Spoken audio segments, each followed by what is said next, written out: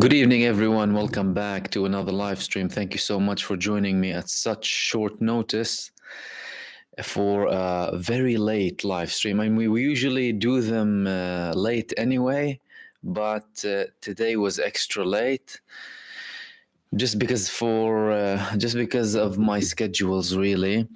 But I thought I'd be on a live stream with you instead of posting multiple videos. Really, I thought I'd be with you live because I wanted to share multiple things with you, and obviously we can be together and you can contribute, share your thoughts as well, and ask any questions if you have any, obviously. And we can do an all-in-one like we did a couple of weeks ago. Really, we did an all-in-one instead of having a video or two videos or three or four videos and a live stream. We'll do an all-in-one tonight, which is a live stream. So welcome everyone again, and thank you so much for joining. I didn't think I'd have as many people with this short notice, but that's good. I'm glad to see all of you. So thank you so much for joining in. And the reason I wanted to do an all-in-one live stream, because I had to start extra late tonight, is because we have a couple of things to talk about at the same time. So we've had this deal that was proposed by, or at least published by, Joe Biden. Now we know a couple of more things about this deal, and I will share all of this information with you. We had this deal with Joe Biden, but we're simultaneously having unprecedented levels of attacks, primarily on the northern front with Hezbollah. Hezbollah had double the number of attacks in May in total. They are intensifying. We spoke about it yesterday, but it doesn't stop. Today they had a massive attack on many parts of the Galilee next to the Golan, and we've had many fires in Israel, and they even reached Nahariya. They reached it before. Some people claim that this is the first time they reached this far in Israel. They have reached Nahariya before with UAV, and we spoke about that. And Israel is also attacking very deep in Lebanon. They had attacks yesterday in Baalbek, in the Lebanese valleys of Baalbek. So clearly we're having two ways ahead of us. Now, what I wanted to clarify for you, and I will get into the small details just to elaborate further and keep you updated, is that this could be one of two ways with the crossroads that I'm talking about. So we have an option to have de-escalation and a short-term ceasefire, because no matter what type of ceasefire we have now, we're looking at a very long-term conflict that will be heightened in tensions, unlike before where Israel used to have conflicts, de-escalate, and do what they call managing the conflict, or have a confrontation between confrontations in what's used in Israeli military terminology. However, now we're looking at something different. The effect of the 7th of October and the Israeli genocide that followed is unprecedented. We're living the worst days for Gaza since the Nakba. Many people say it's even worse than the Nakba with the level of casualties. And obviously, we've had an unprecedented united front against Israel, never seen before. Do not underestimate what the resistance allies or Axis, some describe them as Axis, some describe them as allies, do, and how much they affect Israel, especially Hezbollah. Hezbollah has been causing a lot of problems from Israel, and the level that they reached today put a further 120,000 Israelis under the ring of fire and threatens to evacuate them as well. They already evacuated over 80,000 people, and these are just the initial estimates, and they are conservative. They are not absolute. People need to understand that. Combine that with the over 100 and about 40,000 from surrounding Gaza in what is called in Hebrew Otef Gaza, the region surrounding Gaza. You're talking about 250,000. That's apart from the millions of Israelis who fled the country and no longer believe in the idea and the concept of Israel, the state that was supposedly supposed to be a Jewish safe haven. Turned out to be the worst thing for the Jewish people, as they call it, really, or at least those who align themselves with Israel. And we know, and I always repeat, how Israel uses Judaism as a front. It's not genuine, it's a cover for a violent, extremist, neo-colonialist settler project that is backed by Western powers in the Middle East. It's not a genuine state. It's not a Jewish state, and it's not something authentic to the region of the Middle East, no matter how many excuses they would bring you and no matter how many arguments they try and win. With regards to the escalation, we're also obviously talking about Hezbollah. So we've had this intensity from Rafah. And let me elaborate a little bit more for you.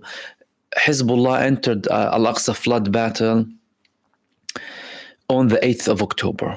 Hamas and the Palestinian resistance did not tell anyone that they are conducting the 7th of October. That's why they had high levels of success. There is the other side of Israeli complicity and prior knowledge, limited prior knowledge with certain people in the Israeli establishment, because they wanted this attack to justify a genocide and the ethnic cleansing campaign of Gaza, because it existed from decades ago. The ethnic cleansing campaign of Gaza and the depopulation of further Palestinians between the Jordan River to the sea has always been there with Israel.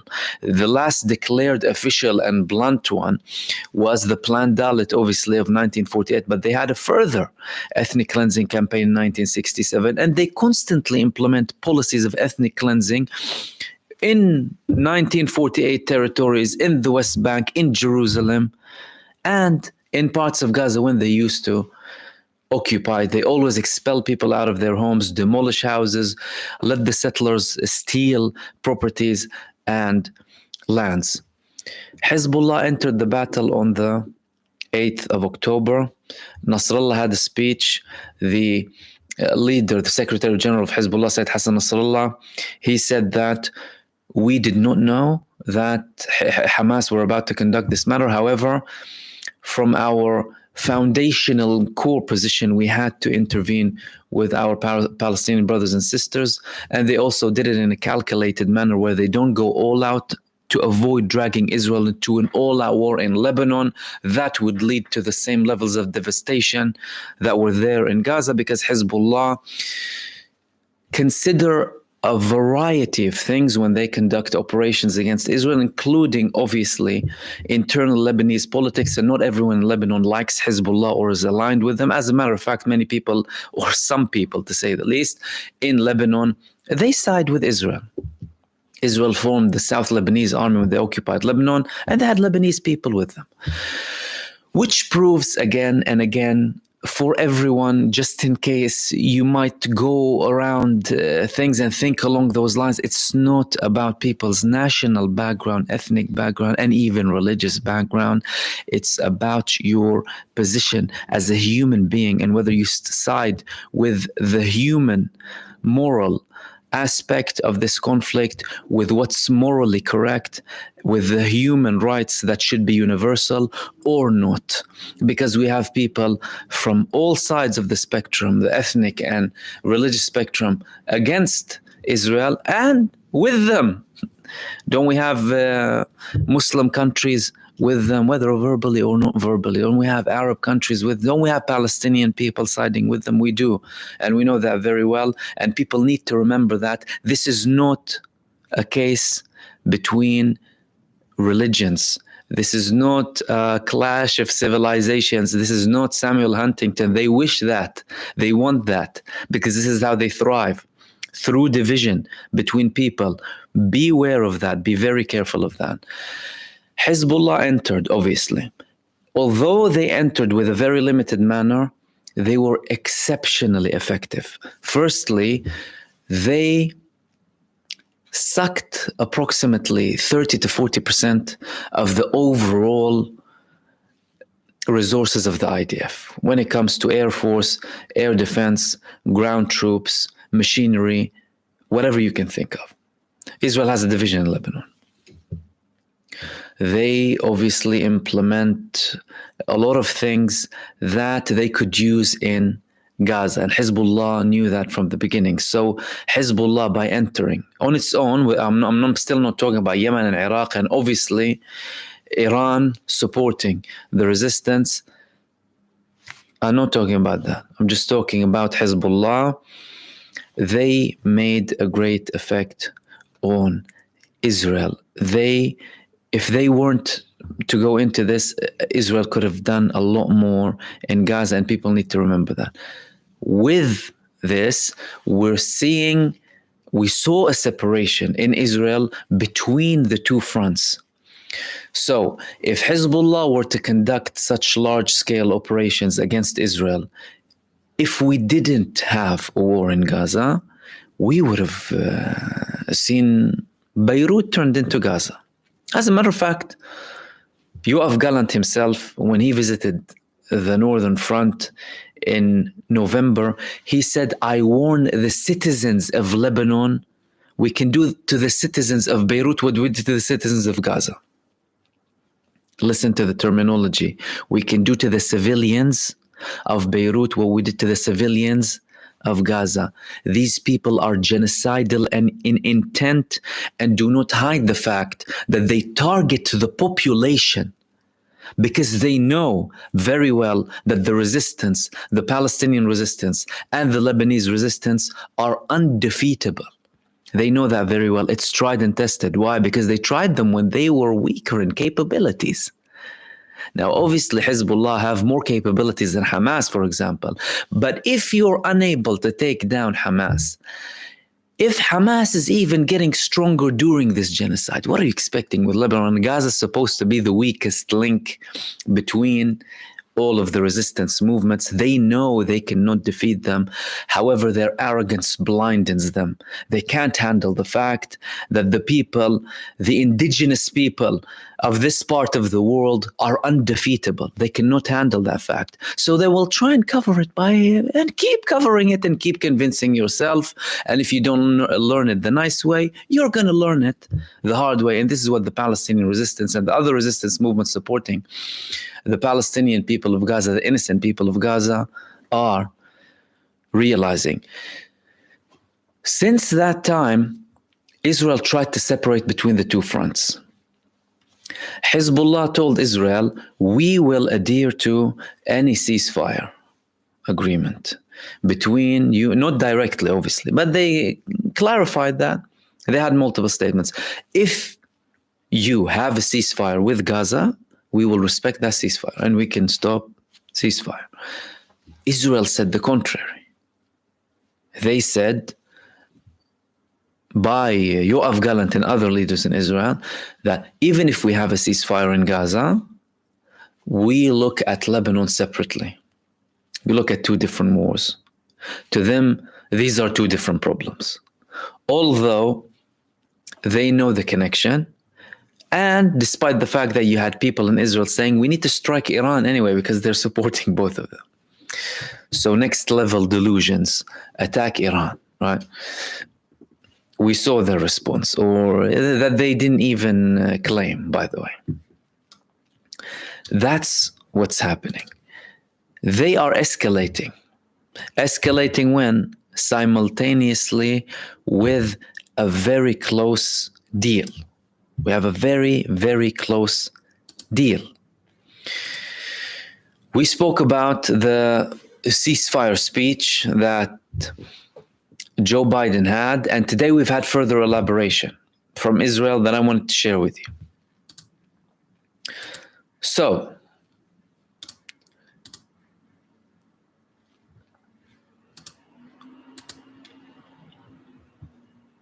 we've had this report in the Israeli website Ynet that belongs to the Yediot Ahronot newspaper in Israel, one of the leading newspapers in Israel. saying that the Israeli proposal, firstly, this is the confirmation here. This is what I want you to know, and that's confirmed by Israel. The proposal, right, that was submitted and mentioned by Joe Biden is an Israeli proposal. And by the way, before I continue, thank you so much, Connie Peterson Ahmet. And I'm sorry if I mispronounced the last name because I can't see all of it. Thank you so much for your super thanks. You said you are the best. No, you are the best. Thank you so much for your super thanks. And I will continue. So the proposal is Israeli. That's why Joe Biden came out and he spoke about it. Now, we said yesterday that this proposal is the closest thing submitted to the requirements of Hamas that are driven by the demands of the Palestinian people and agreed upon by all 13 resistance movements in Gaza. We have total unity, a united front against Israel. That's another thing that they don't tell you. This genocide did not affect the social cohesion, and it did not affect the politics of Gaza and the population of Gaza. As a matter of fact, if there was anyone who was doubting the resistance in Gaza, now they have absolutely no doubt. And if Israel was worried about Hamas, they recruited over 1 billion people for Hamas now globally, let alone in Palestine. So this ceasefire deal is an Israeli ceasefire. It's an Israeli proposal. Joe Biden went out with the speech to speak about the ceasefire to put Netanyahu in a corner. Because regardless of the fact that the US administration is worse than Israel, and always remember that, the US administration and any external country supporting Israel, but primarily the US administration, followed by Britain, followed by some NATO members, worse than Israel. They're worse than them, especially the US. Why? Because the US administration enables them and they know what they're capable of, and they were silent on far bigger massacres in the beginning and only started to become vocal once things started to get out of control and give them a headache. And they do not want a headache. They want a genocide. They want supremacy. They want this corrupt regime in the Middle East, in Israel. But they don't want it out of control, because that getting out of control starts to have contrary effect, more awareness, and they don't want that. They want the people to be asleep and blind and careless and apathetic and not know what the hell is going on, let alone opening the books of history and reviewing everything they were told before, because they're facing so many lies. So Israel knew that. Israel knew that Israel actually had this proposal that Joe Biden spoke of. But when they discussed it officially, they did not include everyone in the cabinet. Benjamin Netanyahu is trying to shrug off Smotrich and Ben Gvir. So the report in Ynet said, it started off, either out of fear of leaks or in anticipation of opposition, the Israeli proposal was not presented to the political security cabinet and was discussed only in the war cabinet. Those around Netanyahu estimate that even if the deal goes through, Smotrich and Ben Gvir will not resign from the government, at least not in the first stage. So what do we have? What does that mean? And before I continue with all of the details, that means that Benjamin Netanyahu discussed this primarily with Benny Gantz and Gadi Eisenkot and Yoav Gallant, the defense minister, and the two members primarily of the war cabinet who were previously the chiefs of staff of the IDF, people who he already has lots of tensions with. Ben Gvir and Smotrich said, if we go ahead with this deal, it's a defeat, it's a reward for terrorism, that means we're defeated, all of that. However, Netanyahu, if he hasn't protected himself with someone else apart from Ben Gvir and Smotrich, the day after the ceasefire, he will try and sell it to them. Sell it to them how? Tell them it is a very temporary ceasefire. We still have the option to continue the war and continue the genocide, and we still have an option to settle in Gaza like you want over the bodies of the Palestinian children and women. It's fine, we can still do that. Just be patient with me. And he's skilled at that, Netanyahu. Netanyahu is very skilled in getting himself out of trouble and having different deals with different people, including people who are at the opposite side completely. Benjamin Netanyahu paved the way for the Islamic movement inside of Israel that had the same ideological background as Hamas, Muslim Brotherhood, to go into the government. He was the first one who started negotiating with them. The same group that's politically active in Israel and is formed out of Palestinian citizens inside of Israel. They have representation in the Israeli Knesset, used to conduct violent operations against Israel from Israel in the 80s.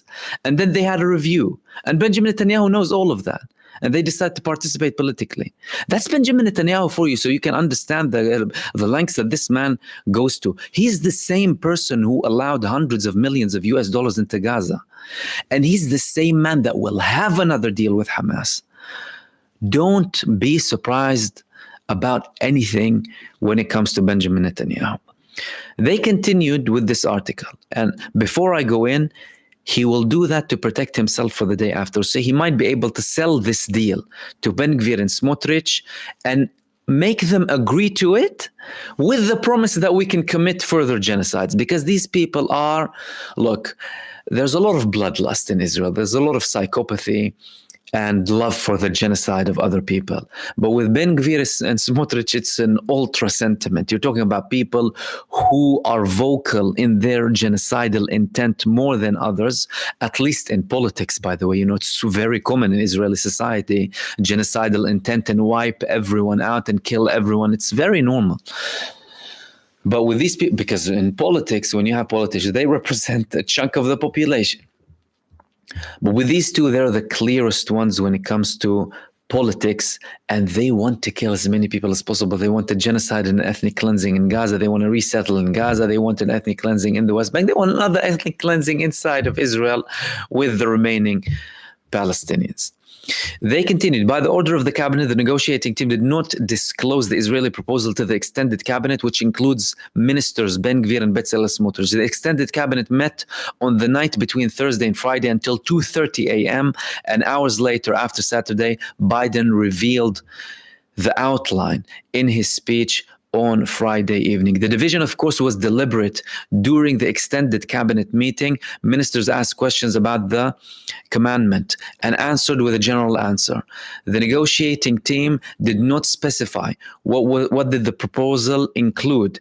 And according to the officials present in the room, it was evident that there was an attempt to convey business as usual and to sedate the ministers. Only in retrospect did the members of the extended cabinet realize that they were excluded, either for fear of leaks or for fear that an agreement would explode. From the expanded cabinet, let's remember, more leaks are published than from the limited cabinet. And in addition, there is much greater and stronger opposition to another deal with Hamas. Prime Minister Benjamin Netanyahu, for his part, published two unusual announcements after Biden's speech during Shabbat, one in Hebrew and one in English, in which he clarified the notion that Israel will agree to a permanent ceasefire before it takes place is a non-starter. According to Netanyahu, Israel's conditions for this deal include the destruction of Hamas's military and civilian capabilities, the release of all Israeli hostages, and a promise that the Gaza Strip will no longer pose a threat to Israel. According to Netanyahu's office, even in the new proposal, Israel will continue to insist that these conditions are met before a permanent ceasefire. Defense Minister Yoav Gallant also published a reference today when he said that in any process of ending the war, we will not accept the rule of Hamas. According to Gallant, the security establishment is promoting a governing alternative to the terrorist organization within which we will isolate areas, remove the Hamas members, and bring in other forces that will enable a different government. The Minister of Defense said that these two operations, on the one hand, the military operation, on the other hand, the possibility of the change of a government, will lead to the achievement of two goals of this war: to overthrow Hamas rule and its military power, and the return of the abductees. At any stage in any process of ending the war, we will not accept the rule of Hamas as the rule of Gaza. They continued with a couple of more details in this article, but let me make a comment on what's been said so far. Firstly, it's not something new that Israel does a U-turn or backtracks on things it said before. You're talking about hyper-pathological liars. The medical term pathological liar, someone who lies 5 times a day for a consistency of 6 months. You're talking about a nation that's been lying dozens of times a day for the past century. Hyper-pathological liars. With regards to Hamas, they said we want to demolish the Hamas in 2009, 2008. Did they? No. They changed the course of the war during the war. They said the same thing in 2012 and 2014, only to climb down from the tree because they realized that they cannot defeat the Hamas. They're undefeatable. Then came this war and they did the same mistake again. We want to demolish the Hamas. Mission impossible. Forget about demolishing the Hamas. Forget about that. Now it's evident.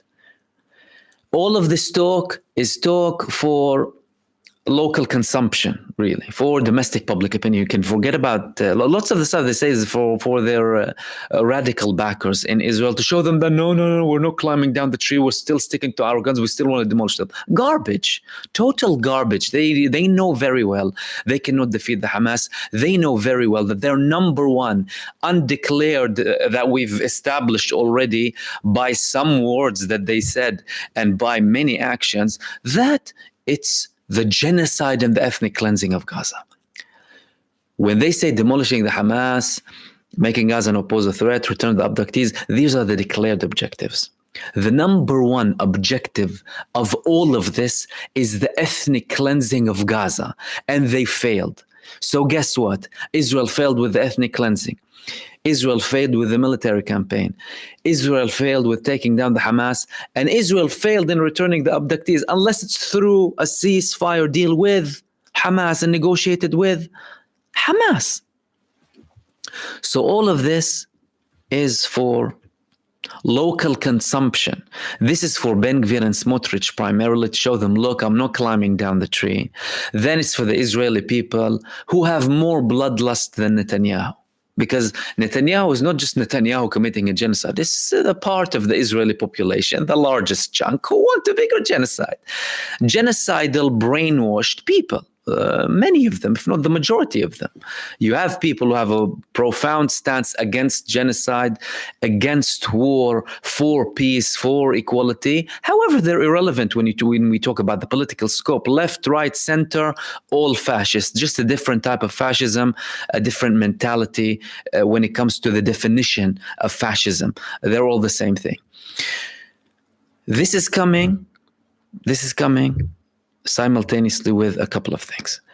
Firstly, yesterday we had unprecedented protests in the streets of Israel. Started off peaceful, later turned very violent. Israeli police on horses stepping on protesters, female protesters, Israeli female protesters with the flag of Israel, calling for a ceasefire and to release the Israeli prisoners in Gaza, stepping on them, hitting people, attacking people, imprisoning people. But still, you had unprecedented numbers, over 120,000, including to the organizers, in accordance to the organizers of these protests yesterday, primarily in Tel Aviv, around the defense ministry and key areas of the government Tel Aviv. This is also coming with an unprecedented month since the beginning of this genocide from who? From Hezbollah. An unprecedented month since the beginning of this genocide from who? From Hezbollah. What did Hezbollah do? Well, we had another article. I obviously tell you a lot about what happens with regards to the resistance, because obviously the garbage mainstream media wouldn't tell you anything as such to give you kind of at least some information that, you know, someone is fighting this terrorist state. No, they want you to feel like, you know, it's defeated, it's done, you know, the day after Gaza, the day after this, the day after Israel, trust me. It's not the day after Gaza, it's the day after Israel. It's the day after apartheid, it's the day after Zionism. That's the day after. It's not the day after Gaza. There will never be a day after Gaza unless we're talking about the day after Israel as an apartheid, supremacist, racist, violent, genocidal state, as it was established, and as it always has been. It was always genocidal, always racist, always fascist, always violent, always ugly with regards to the Palestinian people and how they run the country. So we need to dismantle this, and we need to talk about the day after that, not the day after Gaza. We had another report in the same newspaper, and obviously I talked to you about the accomplishments of the Lebanese resistance many, many times. I speak regularly about Hezbollah. Twice as many UAVs, twice as many anti-tank missiles, the spike in firing from Lebanon, and the 120,000 residents who came within range. That's another article in Ynet. Nahariya and Acre are two of the northern cities in Israel, but for months, relatively at least, and certainly compared to the nearby settlements, it was quiet there. In Nahariya, there was no alarm 5 months in a row from November to April. In Acre, no alarm was sounded 4 months from the end of December until the end of April. But in recent days, the reality is completely different. In Nahariya, a city of 66,000 people, they rushed to the protected areas 3 times yesterday, following a sequence of alarms at around 3 p.m. and then also at 7:19 p.m. and 8 p.m. In the last case, a UAV fell in the city, a direct hit in Nahariya for the first time since the beginning of the war. The IDF admitted that there had been several attempts to intercept the UAV, which were unsuccessful. A fire broke out, and later the IDF admitted that it was caused by the fall of the UAV and not by the shrapnel from the interceptor. In a recording from the place near a high-rising building, a resident of the city heard saying sarcastically, "There is no war in the north. Now they will say it fell in open areas." This is typical from the Israeli population. They always ridicule the official narrative. You'll hear explosions in many cities in the north, and the country wouldn't admit or publish anything because of the fierce military censorship in Israel. That's why many of the things that we speak about, some of them are shown by Israeli people, recording them, for example, on Telegram, on social media, and things that we can get hold of. And they obviously continued saying that they had an alarm in Acre. That was for the 3rd day in a row, and that fragments of a UAV were recorded in the city. Nahariya and Acre are not the only large settlements that have recently come under Hezbollah's range. Katsrin, the largest settlement in the Golan, was hit by a barrage of rockets yesterday, which caused fires in several locations. Its residents, as in Nahariya and Acre, are not evacuated either, and there, as in Acre, there are many buildings without zoning. So the evacuation, by the way, it's because Israeli government officially, before I continue, declared an official 5-mile radius, defining that as the conflict zone between the Lebanese borders and the territories of Israel. And these are the areas that are eligible for evacuation meaning support of the state, by the way, approximately 80,000. There's a lot of money. You know, they need 19 billion firstly to rebuild everything. And these people cost them billions to maintain in hotels. And many times Israel delayed this, and many people just a few miles away from this designated area always complain to the state because they're also under fire, but don't have the same compensation and offers from the state. This is a big complaint in Israel with these residents in particular. Fire crews worked for hours against the fires in the Katsirim with the help of 15 firefighting planes. These are the same fires you probably saw on social media today that were caused by the barrage of missiles from Hezbollah. Other fires also broke out in Kiryat Shmoni, Petah, Ain Yam, and Nahal Yehudia and Nahal Zvatan. And some of them have not been extinguished. The commander of the North District, Tafsar Yair El-Kayam, said that the fight against the fire and the other center is expected to continue tonight as well. So you're talking about massive fires, and we can see the images of them. Obviously, the IDF attacked in Lebanon, deep into Lebanon. Like I said, Baalbek area, that's 80 miles in. The Lebanese Valley, that's closer to the Syrian borders. So we see this witness this escalation. They continued significant increase, and they provided some data with regards to Hezbollah. Obviously, I tell you, whenever they escalate, and it's been evident for weeks now, their escalations, especially in the past week, really. But these people are gathering data because some of them monitor Hezbollah regularly. In any case, the data show unequivocally that there has been an increase in Hezbollah attacks in the north. According to the data from the Alma Institute, I spoke about them previously. This institute is primarily focused on Hezbollah. The month of May was the month in which the number of Hezbollah attacks on Israel was the largest, 325 attacks.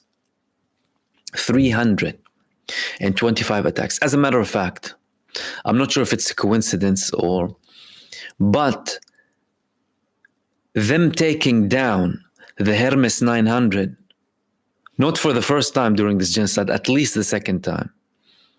The most expensive UAV that Israel possesses, and the largest one, by the way, was their 2000th attack. I'm not sure if they reserved the number 2000 for that UAV. The daily average of attacks was 10 per day compared to April, when Hezbollah carried out 238 attacks, an average of 7.8 a day. The IDF, we emphasize, claimed that these figures are unknown and that December was the month with the largest number of launches. But the Alma Institute says that this is a scheme of all types of attacks without the number of rockets launched in each barrage. And obviously the IDF will downplay all of these attacks so that they don't show the people the level of resistance that they are facing. Increasing the range of fire, mainly by launching drones, is taking place against the background of the dilemma in Israel whether to start a campaign in the north. Preparing, right? The Golani Brigade practiced maneuvering with offensive combat that begins in Israeli territory. The IDF is unanimous that only a proactive move against Hezbollah will break the dangerous stalemate. But at the political level, they have not made a decision. What do you mean? You can't, in denial, I'm telling you. You can't defeat the Hamas at 8 months of genocide with all of your defeated paper tiger of an army, and you're telling me you're going to go and defeat Hezbollah? What kind of delusions, people? We haven't had the political... And what if they bring it to you? Plus, these liars, by the way, they tried to invade Lebanon twice. Golani Brigade, this was the most sophisticated brigade and the most experienced in Lebanon. They tried to invade Lebanon twice. How did they come back to Israel? In coffins, in helicopter ambulances. That's how they got back. The Hezbollah were prepared for them. Delusional. As if they can do something to Hezbollah. They talk as if, we can do something. But again, you need to understand, this is for internal consumption. You see, Israeli media brainwashes Israeli society to preserve the racist, supremacist tone, and also to show them that we're doing not that bad. That's it. And I'll finish it there and open the space up for you. I've been talking for 40 minutes. This is supposed to be a live stream for you primarily, but I've been talking for a long time. In conclusion, you have these two paths now ahead. Either Benjamin Netanyahu does what he did before, continue, disregard everything, submit to the pressure of Ben Gvir and Smotrich, unless he convinces them that there is a way out following that. And obviously that way out is trying to be shut by Hamas with very specific wording. But he might do that. Although I don't anticipate that they will, if we reach a temporary ceasefire, I think they will try and take a breather and just absorb what happened, because so far no one is absorbing exactly what happened, right? Do that, have a temporary ceasefire, a heightened tension, conflict, no longer managing the conflict, no longer campaign between campaigns. It will be in the headlights, under the sun, really, 24/7. People will still focus on what's happening, keep an eye. And Israel is obviously, they're not declaring that they're looking for a full long-term cease. They had offers. They had offers by the Biden administration to have a peace treaty with Saudi Arabia and get it over and done with. Something that they've been striving to achieve, by the way, Bibi Netanyahu himself. You see, they're desperate for Arab states to recognize them. It's like this desperation, regardless of their complicity, by the way, and lack of action. Israel is desperate to be accepted in this region as a foreign malignant cancer cell. They want to be accepted. So they'll coat this cancer cell in so many cases and tell them, Arab states, please recognize us. And those who recognize them, obviously they realize to an extent the level, certain parts of the mistake that they made, but they also did it for their own purposes too, not as an overall thing. That's why Israel wasn't recognized by the majority of the Arab states surrounding it and Muslim states, regardless of their action or lack thereof, by the way. And we have another option here, by the way. Continue the escalation if we don't reach a temporary ceasefire. You're talking about further destruction. There is a possibility that would fall under the second route, which is, and that's something that was proposed by people in the Israeli military leadership, intel, and also some politicians mentioned that too. Hezbollah, we will end what we're doing with Hamas, swallow the pill, accept the fact that we can't defeat them. And by the way, before I continue, we had a report in Israel, because they said they want to demolish the Hamas, we don't want them governing, we don't want them this, we don't want them that, right? We had a report on the Israeli Channel 12. Sources told Israeli Channel 12 that some politicians view ending the war, having a ceasefire, as very necessary and having a deal, even if Yahya Sinwar remained in power in this stage. That's number one. Multiple politicians, and they didn't say who. And they also confirmed that the deal that was mentioned by Biden is the same Israeli deal. These are two important things for you to know. So clearly, admitting a defeat, and Hamas is remaining. We always knew that, but unless Netanyahu wants to be stubborn. So this third option that falls under the second one, which is an expansion and more destruction, is looking at Hezbollah separately, having a break, trying to recover, although they will never recover from this, by the way, and go on a full scale with Lebanon. If there's anyone with an ounce of sanity in Israel, in power, they will not do that. However, the past 8 months proved that Israel is led by insane, genocidal, supremacist psychopaths, criminals, by international law, corrupt by Israeli law. Ben Gvir is a convicted terrorist in Israel. People need to understand what you're talking about here. Imagine Imagine the level you need to be at to be convicted in terrorism inside of Israel because he supported Baruch Goldstein, who committed a massacre in a mosque, and he put his picture up in his house and pretended to be him in one of their holidays, Purim holiday. This is the mentality you're talking about.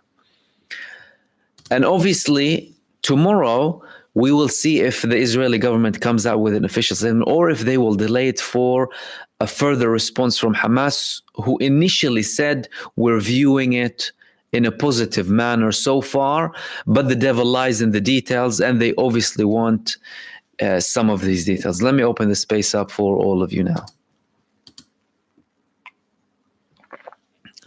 Firstly, again, thank you, Koni and Il Karaki. Thank you so much, brother. You said, love you, brother. May God bless you, and you as well, my brother. Thank you so much. And Manuel, thank you so much for your super thanks. All of you, I'm sorry I missed them earlier on, by the way. Let me see how far I can go up with this chat. YouTube needs to allow us to view the live chat from the beginning. I don't know why they do that.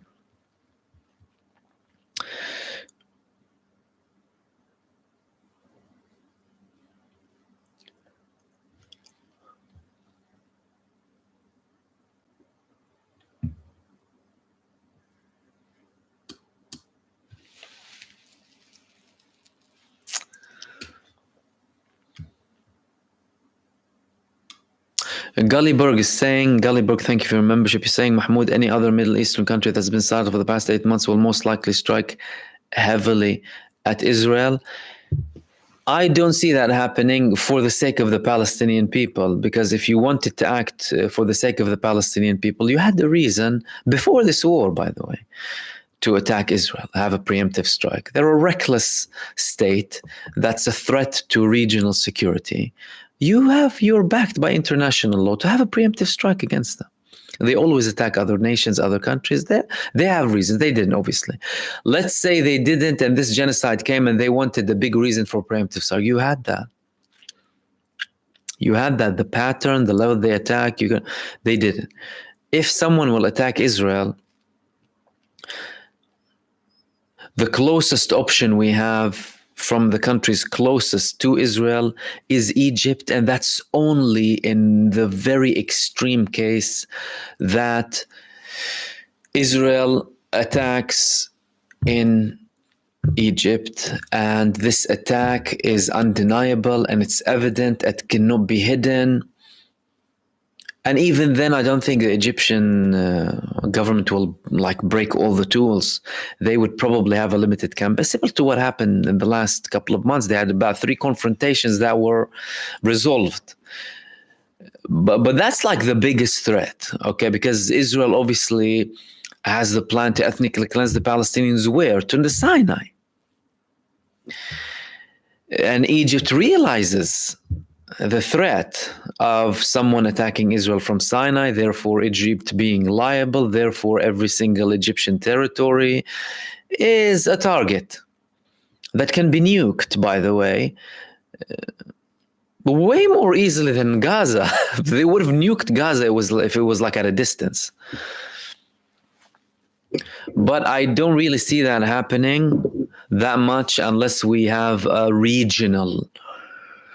Well, I mean, it's already regional, but how can I say it? A regional official entering of the war. And when I say official, it's the countries that are recognized by the international community.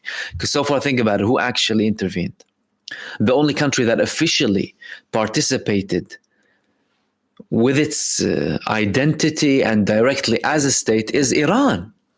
And in an unprecedented attack, bypassing 5 of the most supposedly advanced air defense systems of the United States, Britain, Saudi Arabia, Jordan, and Israel.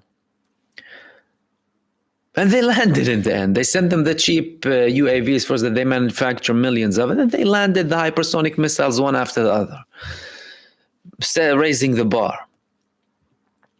Apart from that, who attacks Israel regularly? And that was obviously one attack, and that was also very calculated as a response to an attack on their territory, which is their consulate in Syria, and in accordance to international law. That's why they brought the UN papers in Article 51 and all of that, because their work is very calculated.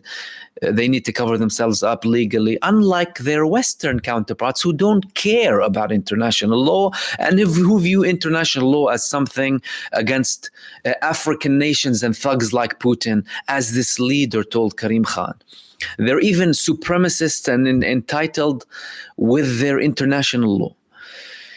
So the other movements that participated are unofficial movements, right? Or movements that are labeled in some countries, like Hezbollah, like Ansarullah, and like the Iraqi resistance, which consists of obviously many movements that act under the banner of the Iraqi resistance.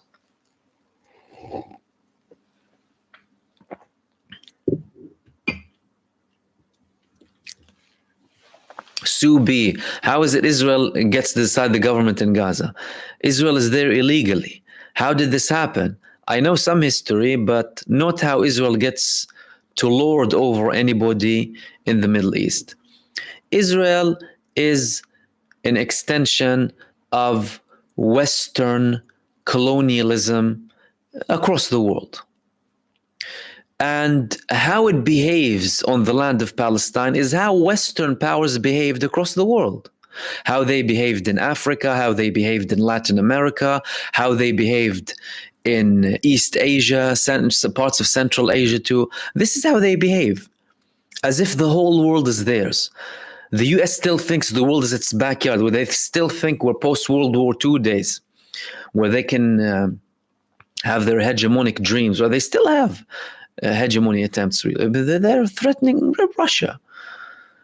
So Israel is a representation of that, a representation that will not be lasting for very long, though. That's all I can tell you.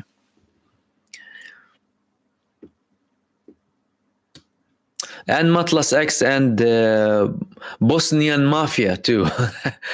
Thank you for your super thanks. And Apprehensive Way said, we appreciate you. I appreciate you too. Thank you so much. And obviously Bosnian and Matlas X as well.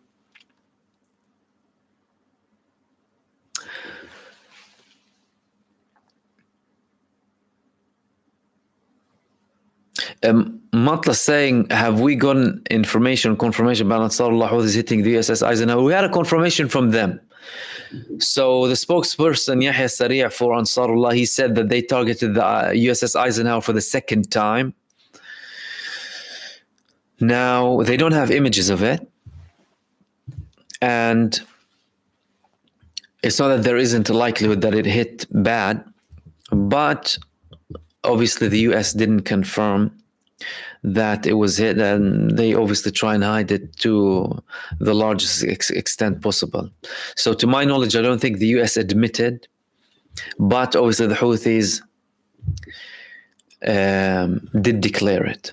Marvin Burgess saying, and again, thank you for your super thanks to all of you. And Marvin Burgess, Israel using mercenaries to fight in Gaza, question who? Not many, and I'll tell you why. It's because the Israeli people don't want to fight for Israel. The Israeli population, they're good at being, racist and supremacist, but they don't like fighting. They don't want to fight. They don't want to die. They want to live, unlike the opposite side, who view death as the gateway and view this life as temporary.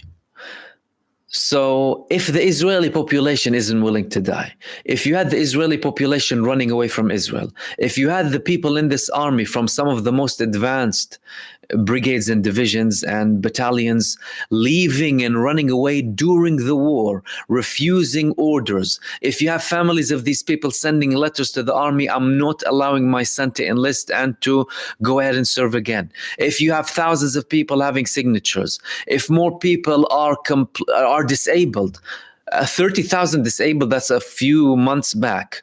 Right? If half of the fighting force is dead, tens of thousands are obviously not declaring it. If over 100,000 is injured, what are we talking about? It's a defeated army, defeated primarily by the Gaza resistance. And they're not going to tell you the scale. They're a defeated army. They've been humiliated. It's proven to be a paper tiger, cowards. And that's why they post photos of destruction and cause destructions to infrastructure and against the civilians. It's because they don't have an ounce of bravery. They're cowards. They're cowards. They attack from the top and they attack the most innocent, and they do that to try and gain an image of victory that they will never ever in their life obtain, by the way. And to send a message to their super fascist population. Look what we're doing to the Gazan population. We're wiping them off. Look. And you saw their soldiers and their morality on TikTok and on social media, being proud of stealing, playing with little children's toys, children that they slaughtered and chopped to pieces, playing with their toys, wearing women's clothing, stealing from people. All of that, why? It's because they're defeated and humiliated and cowards, and they don't have any military achievement. It's because the Palestinian resistance, it's because the brave and heroic Palestinian resistance put their heads in the mud, buried them in the sands of Gaza. That's why. So who's going to fight for them from foreign nations? Who's going to go and fight for this defeated, racist, depraved nation? Who? They must be as worse than them if they're going to go and fight for them. I know people who have relatives in the army who are petrified of the concept of being deployed or going to the army. Why? If it's a just war, then why are you concerned? It's because you know yourself very well. You're a neo-fascist, neo-colonial, racist, violent, genocidal state. Who's going to die for them? Bibi Netanyahu's son is in Miami. His son is not willing to die for him or his state. Who's going to go? A couple of depraved people who have dual nationalities, and many of them do. And funny enough, they're protected by the countries they go from, right? So you can kill children and women and come back to Britain and you'll be fine, or the US or France. The enlightened cartel, the ones who committed far greater genocides than Israel in the past.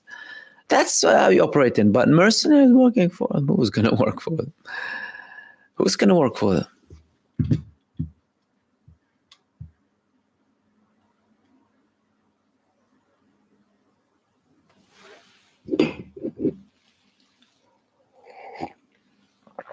Ansarullah is asking, by the way, if any of you sent messages before, if you wouldn't mind just sending it again and highlighting them, like easier for me, because I'm unable to go back to anything before, and I've been talking for 40 minutes. And sorry for that, but so I'll try and have the live chat in front of me. Ansarullah, and again, I'm so sorry if I miss any of your comments. Ansarullah, because there's so many of them, is saying, Brother Mahmoud, what is your prediction? Do you think the probability of a high full-scale war in Lebanon between Israel and Lebanon, what would set it off a Gaza ceasefire? Like I elaborated during the live stream, there are people who view the Northern Front as something different to the Southern Front. Yoav Gallant, the defense minister, said Lebanon is different to Gaza, and even if we have a ceasefire in Gaza, that wouldn't be implementable in Lebanon. It's like as if he's shooting themselves in the foot. You stupid, ignorant fool. Hassan Nasrallah told you, Sayyid Hassan Nasrallah, that they will adhere to a ceasefire with Gaza. Shut up and take it, you imbecile. You're incompetent with Gaza. Do you want to go to Lebanon? They're buried in the sands of Gaza, and do you want to go and fall under the mountains of Lebanon? What are you doing in the valleys? But all of that talk is internally. They act as if, we're going to tell the Hezbollah. Garbage, talking trash. They know they're done. They know they're living on borrowed time. But let's say they do that because they prove that they are stupid psychopaths who can conduct a massacre, stupid psychopathic lunatics who are capable of a genocide. They might have a ceasefire with Gaza, and you would then see a surprise attack in Lebanon. What would they do? They wouldn't attack Hezbollah. Do you think they'd attack? They would attack the Lebanese population to punish the Lebanese population. But they're wary of one thing. They're wary that they will gather more people around Hezbollah. Because if you go deeper into Lebanon, So far, Israel is also considering the public opinion of Lebanon. So, although they're willing to commit a genocide against the Lebanese, by the way, if they were to go on an all-out war in Lebanon, some people in Lebanon don't like Hezbollah. Some in the Shia community, some in every community, because, you know, Lebanon obviously faced ugly civil wars. But from each sect, you'll have people on both sides in Lebanon. You need to understand that. Whether it's Muslim or Christian, you see them on both. So some Shias don't support Hezbollah, some of them. Some in other parts of Lebanon don't support them, what have you. Because they don't view them the same, but the majority back them. But there's still a chunk that doesn't like them, historically, okay, in Lebanon. Israel is worried that if they do attack deeper, they might gather more sympathy. They're not very worried about the people who already made their mind up about Hezbollah and who would be celebrating Israel attacking in Lebanon, by the way. There are these types of people. But they would be worried about the people who are not really sure. And some on the other side might start supporting Hezbollah more and would give them even more of a backing. By the way, not that Hezbollah needs it, but, because they still have many people supporting them in Lebanon. They're doing what they need to do against Israel and preparing. And clearly it's evident that they can intimidate Israel from what they're doing. So what Israel will do is, if they want to attack Lebanon, intense scale war in the south, probably airstrikes and massive airstrikes in other highly populated areas to see a big death toll in areas primarily linked with Hezbollah, where they have a big support, you know. That's why they attacked Dahiya al-Janubiyya. Although Dahiya al-Janubiyya, many of the casualties were not aligned with Hezbollah and were from the general population of Lebanon, or Baalbek, or these areas. So they would do that. Even with all of their stupidity, by the way, I don't think they would go on a ground invasion. I mean, and I might be proven wrong, right? But what are they going to do? They tried 2 very limited attacks, and they got back in coffins and in helicopters. What are they? Even that threat, you know, lots of it is for domestic purposes because they're incapable. They wanted to take Hezbollah to the northern of the Litani River, over 40 kilometers. Do you think they're going to listen to you? They established themselves further in Lebanon, and they're entitled to. Why? Because it's their land. It's their land. Like Gaza is the Palestinian people's land, and like all of Palestine is the Palestinian people's land. That's why. But obviously, again, and I go back to the previous question, you're talking about a representation of the Western powers' entitlement across the world and this arrogant approach, thinking that they can tell people of other countries who's to run them the other day. Clowns like David Cameron here, or Biden, or whatever, idiots speaking. You're nothing but a clown. What do you think you are? Who do you think you are? These people are fronts. They're nothing but puppets, you know. They're there to have a task as if they're don't think as if they're independent, you know. Your prime ministers, don't think they're independent. Obviously, they're liable and responsible. But they're stupid little puppets for powers that back them, for the money that controls them, for the blackmailing cartel that has photos and images of them in very sensitive positions, probably with underage girls somewhere on an island. They can't say a word. And obviously with the same level of depravity as Israel.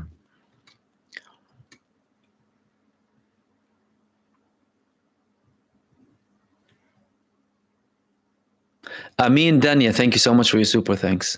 You said they don't believe in emancipation. They need their plantation nation by enslaving its indigenous population. It's hard to let go of their settler mentality now. And this settler mentality is what controls Israel. And that's why Israel always pushes for a racist narrative. Even if the situation is in Israel is remotely getting better, for example, or goes more towards like rights or equality, or they'll do something to damage it. Why? Because they don't want that. They weren't planted there to have harmony and social cohesion. They were planted there to implement a regime of Jewish supremacy, right? Of Zionist supremacy backed by who call themselves the enlightened world. And Zionism, don't forget that, it's a big extension, it's a big network. And most Zionists aren't Israeli Jews, by the way. Remember how many people in power openly declare they're Zionists. Zionists should be criminalized. But you have people in power saying they're Zionists, so they believe in the concept of supremacy, of racism, of genocide, of mass killing, of mass murder, and they'll openly declare that. And they're running your government. Do you realize? Many of them, the majority of them are outside of Israel. That's why I call them the genocide cartel. So Israel is supported by people who are worse than Israel, who committed far, far greater genocides. And they don't want the situation in Israel to escalate so that they don't have to kind of look. They're already really angry with the fact that their population are digging into history now and questioning everything. They're like, oh my God, why are you doing that? That's what's happening.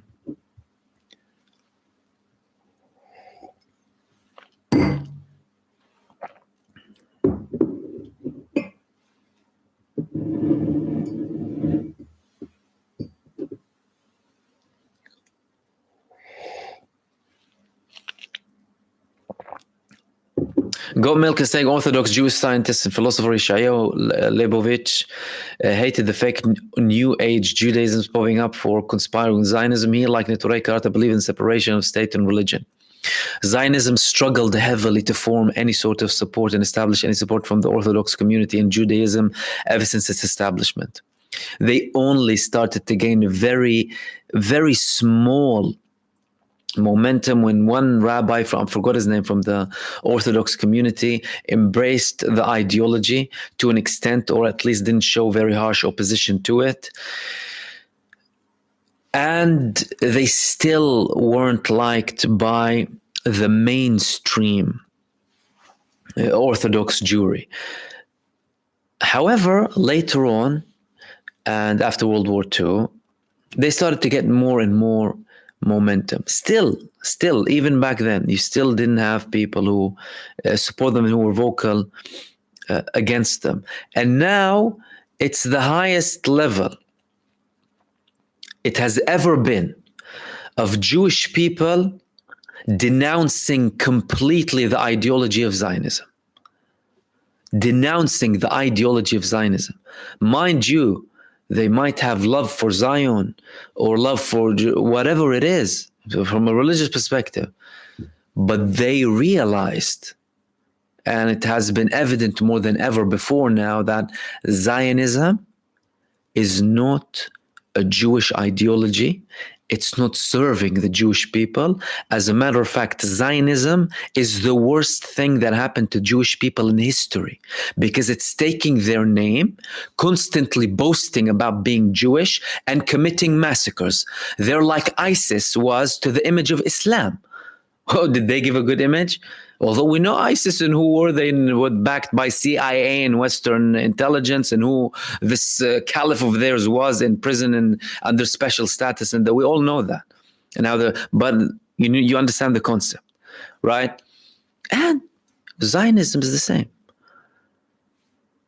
Likewise, with any crusade that spoke in the name of Christianity and came and attacked the Holy Land previously. That's why the Christian communities in Palestine, they denounced them. They called them the foreigners. They didn't call them the crusaders. They never admitted or recognized the fact that these people coming to speak in the name of cross and Jesus, peace be upon him, coming to kill us when we were living in peace and harmony with our Muslim brothers and sisters for so long. And people are denouncing Zionism in droves, and it's creating lots of conflicts between families. And really appreciate these people who go out there and confront. Like, I've spoken to many people who were Zionists, okay, and they'll tell me about the confrontation they have with their families. Their families don't speak to them anymore, right? Because they're criticizing the state. They'll call them anti-Semitic or self-hating Jew. Many people, not just one. And Israel is trying to play to the last second, backed by the genocide cartel and the garbage mainstream media, brainwashing people to play on the anti-Semitic card. We're committing a genocide, but they're anti-Semitic. We're committing a genocide, but the world is anti-Semitic because they're criticizing our genocide, right? And we're also using the victimhood of the Holocaust to commit a Holocaust. Anyone who doesn't see the absurdity of this is delusional. And unfortunately, some people, they cannot be helped. You can sit there and lecture them for hours. They won't be helped. If you're still convinced by that, go ahead. Ya habibi, if you want to be convinced. But many people are not, obviously.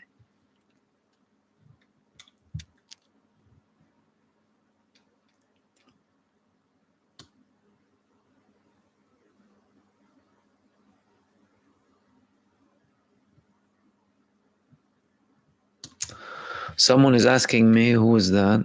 Sorry.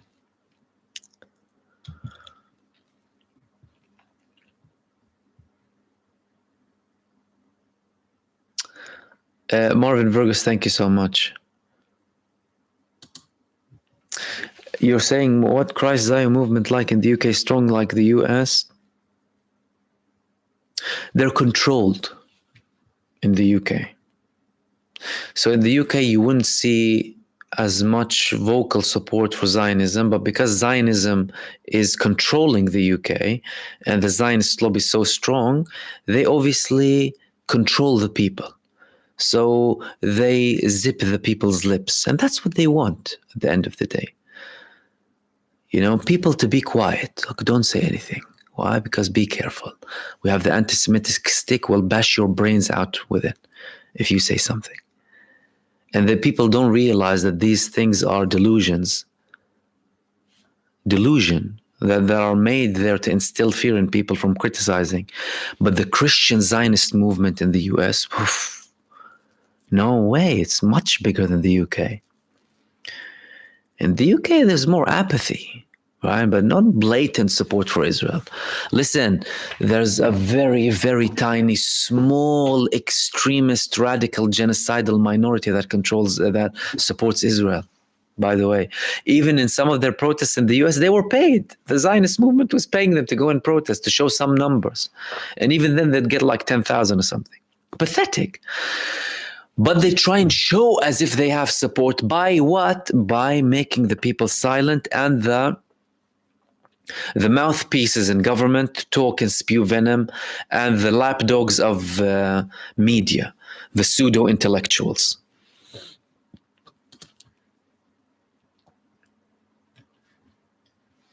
Sorry, Teshikom and others asking, what are the updates about Abu Ubaidah and this foreigner captured in the tunnel?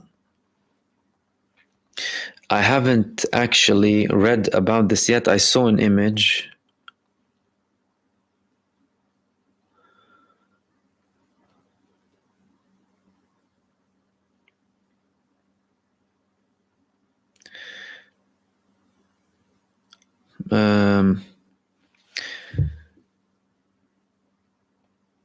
I don't have anything new really, unless you have something new for me. Did he say that there was a foreigner in the tunnel? They said there were an Israeli unit. That's part of the Israeli army in Jabalia. I can't see anything saying that they were foreigners, unless one of you has something new for me.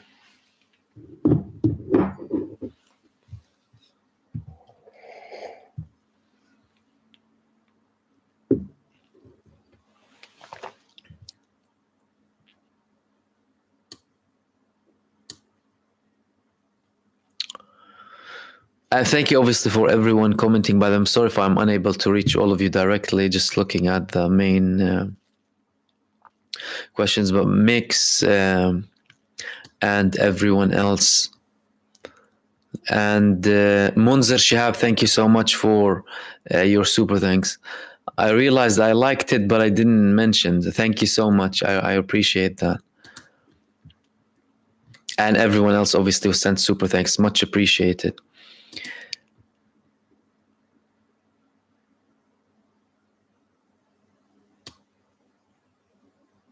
Let me have a look. Where are we?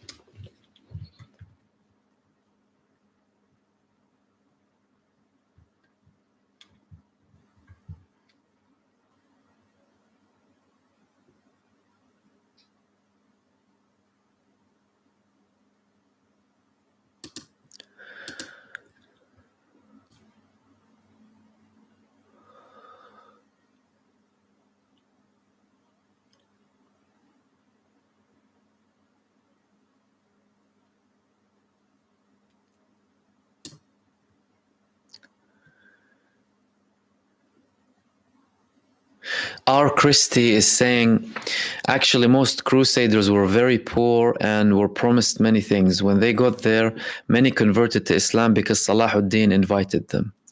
Yeah, Salah ad-Din is a prime example of one of the good Muslim leaders in history who fought fiercely but didn't lose his sense of justice, and that is recognized by the people who opposed him as well. With regards to actually, most crusaders were poor and promised many things. Many people who are in the army are poor and are promised many things as well, nowadays too. And how do you describe poverty? I'm not saying like people begging on the street, but poor. Like most people are poor.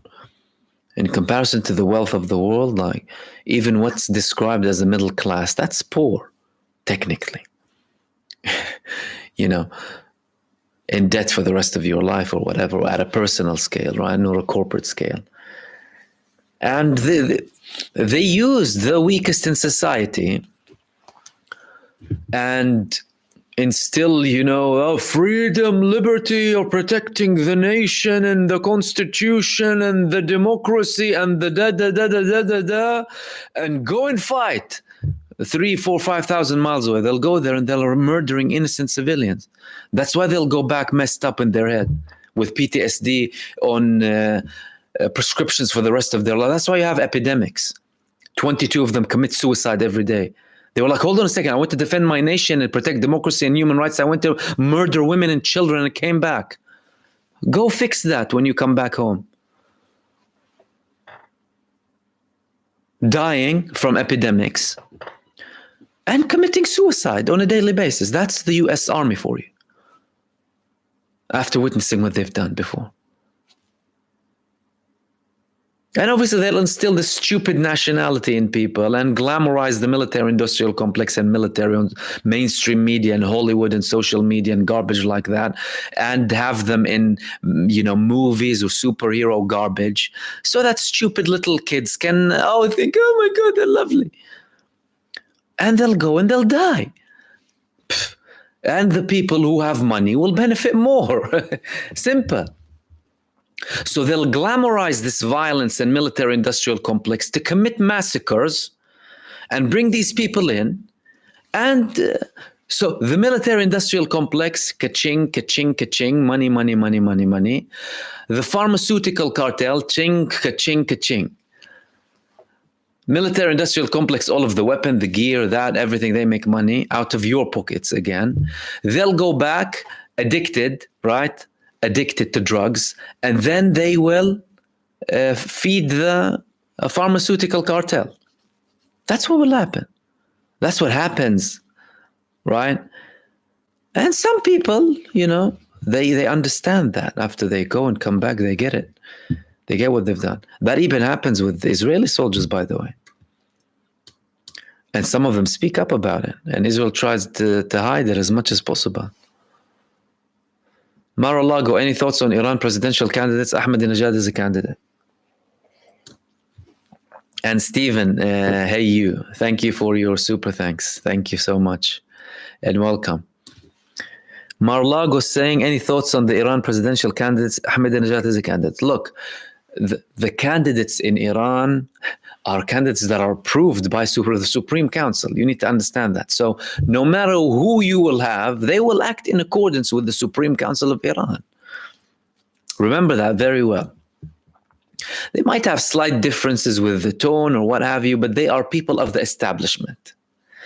So they have to be approved by the establishment. So whether it's Ahmadinejad or anyone else, you will see very similar things that serve the establishment as a whole in Iran. That's why you won't see many things being affected. Obviously, some people might have like a better tone in terms of international relations or foreign relations, diplomacy, what have you. But in the grand scheme of things, Iran is the Supreme Council of Iran, led by the Supreme Leader. That's how it works. And anyone who wants to participate in that, they need to be approved by them.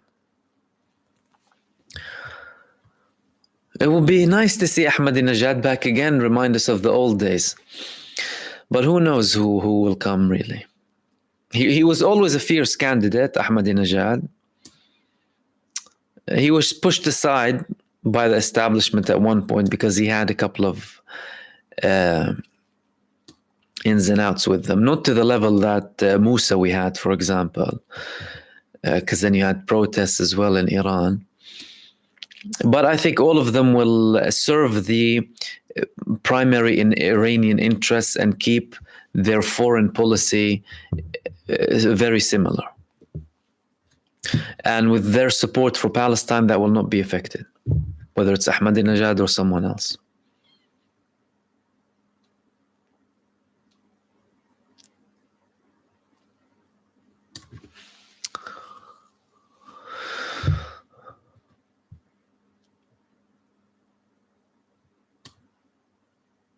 Nadine is asking me to keep going till Fajr, Mahmoud. That's a bit too much. A bit too much. I already don't sleep much anyway. And Wilson, thank you. And everyone commenting as well, thank you. Let me see if we have anything else before we wrap up quickly. Tashikoma, what other European countries acknowledge Palestine? Well, Denmark is on the way. I haven't heard of any apart from Denmark, but some of them might be preparing and they will continue after more countries recognize.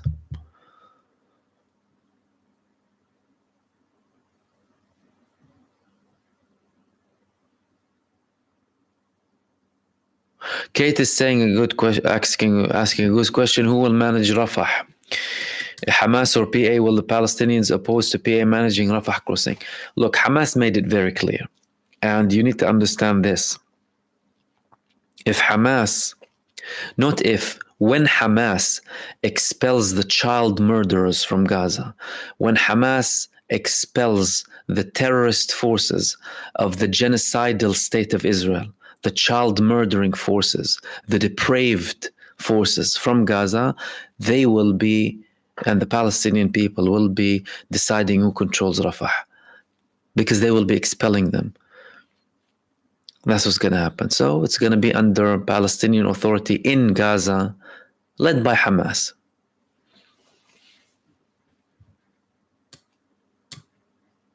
Now, mind you, Hamas showed openness saying that. Hamas showed openness and willingness to collaborate with the Palestinian Authority under an overall agreement and renew the PLO, Palestinian Liberation Organization, and introduce Hamas, the PIJ, in it, because Hamas, the PIJ are the most popular movements. But the PLO doesn't allow them in because the PLO is subject to Israeli interests and Western interests, and Hamas are not bound by them. That's why Mahmoud Abbas is always reluctant with that. But Hamas showed willingness. If they can reach an agreement, fine, why not? Good. But this agreement needs to be in line with the interests of the Palestinian people primarily, not the interests of anyone else. If the Palestinian Authority led by Mahmoud Abbas, they want to collaborate with Hamas, they need to be bound, and both of them need to be bound. Any political party, Hamas, Fatah, whatever, they need to be bound by the will of the Palestinian people.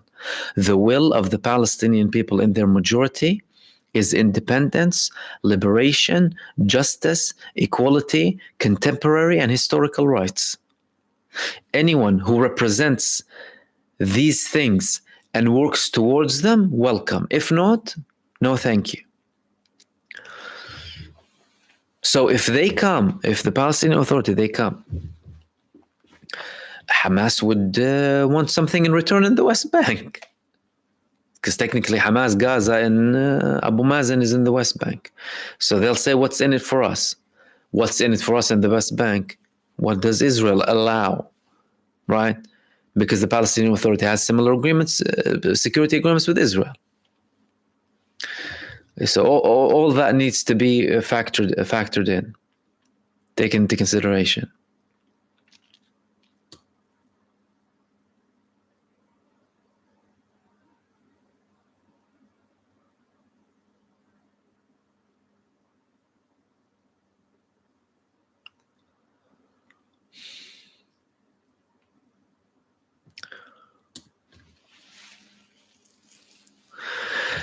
And last one from Kate as well, and we'll finish it with that one. Kate is saying, if Israel will continue to bomb Syria, Iraq, Lebanon, Israel, ever since its beginning and establishment, has been attacking and been reckless against the indigenous people of Palestine and against the people of the whole region. It's a reckless, supremacist, racist, violent, vicious supremacy. They will continue attacking any country they want and call it self-defense, an area of activity, area of interest, to ensure they don't pass weapons to Hezbollah and to ensure they don't pass the entitled mentality, the same mentality that wants you to believe that the Palestinian people, they need to be beggars and they don't have a right to have a group of people fighting for them and on their behalf. Israel will always do that. So remember very well, Hamas and the Palestinian resistance, they are a representation of the legal and just right of the Palestinian people to have people defending them, including by arms. They want you to think that the Palestinian people are stripped of their right.